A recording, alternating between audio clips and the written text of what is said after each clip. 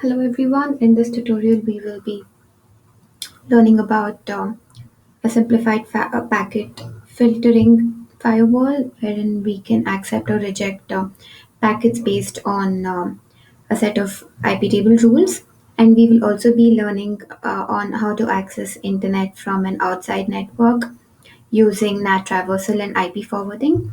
So the lab environment, as you can see, is consists of three VMs: VM1, VM2, and VM3, along with a Kali.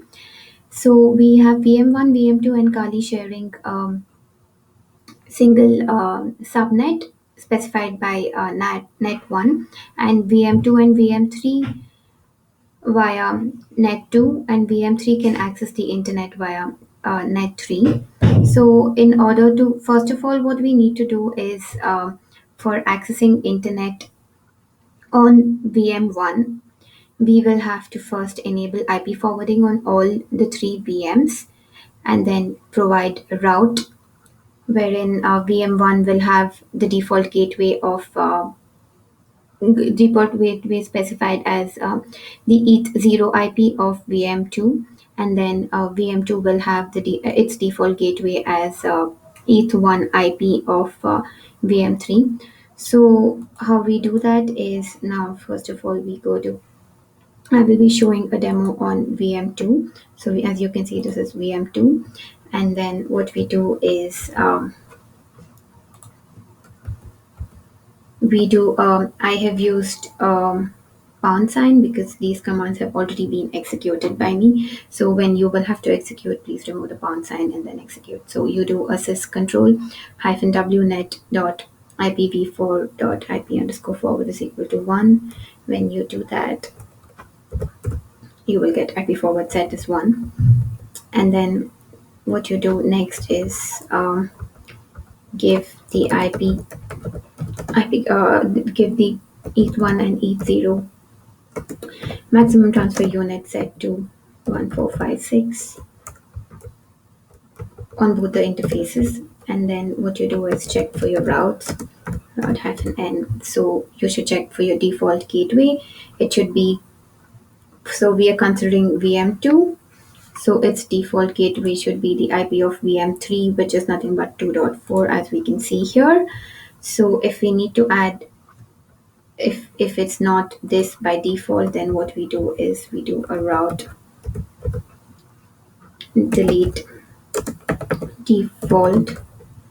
So when you execute this, what happens is the default gateway will be deleted, and then how you add a route would be like this, wherein route add default gateway 192.168.2.4. So when you do that, please check if you can ping the VM3 via VM2. So 92.168.2.4. So yes, we are able to ping.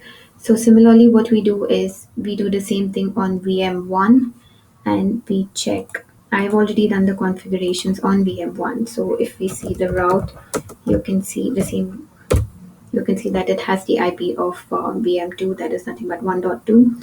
Now when we try to ping VM2 from VM1, we should be able to do that. So I'm giving a 3190.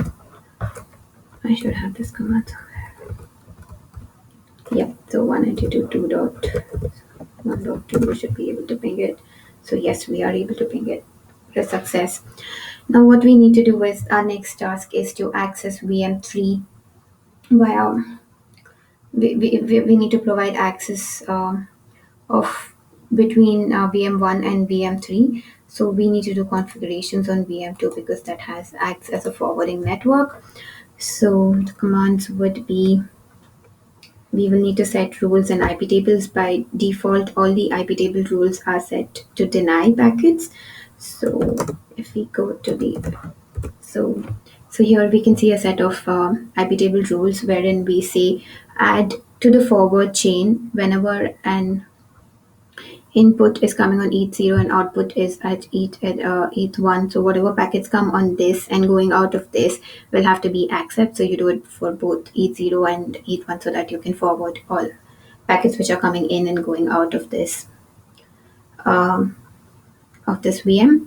And also we give a post routing traversal. This is to in order to access internet via ETH0 and ETH1. So once these commands are executed, so when we check for our IP table, an error,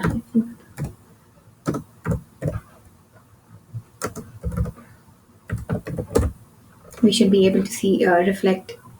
We should be able to see the configurations which we did on the forward chain. So it has accept on ETH0 and ETH1.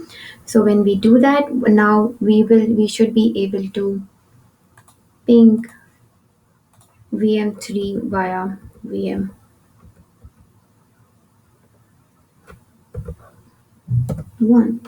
So now when we see, we are able to ping VM3 via VM2, sorry, VM1. And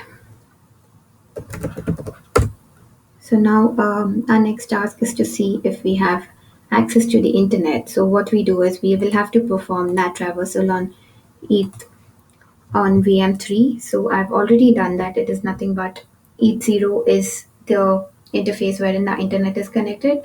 So what you do is you provide masquerade on this. You apply the IP table rules for the ETH0 wherein the internet is connected, and check your IP table rules as well.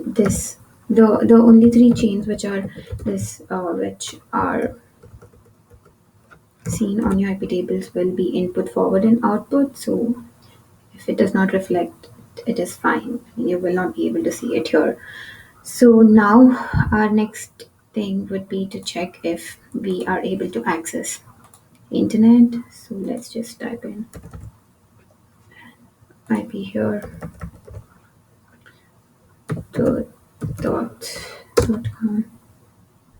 So yes, we can access internet on this.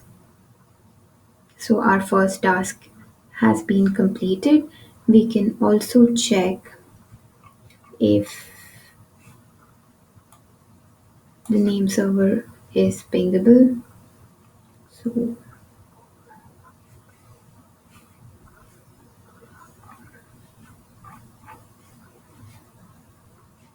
just ping 8.8.8 from this and check if you're able to ping. So now we can see that we are able to ping also the name data server, domain name DNS server, which is nothing but 8.8.8. So we have 3 packets successful here. So now by this, and we can also open an website, so we can access internet from VM1 via VM2. So the NAT traversal is complete. So thus the first task has been completed.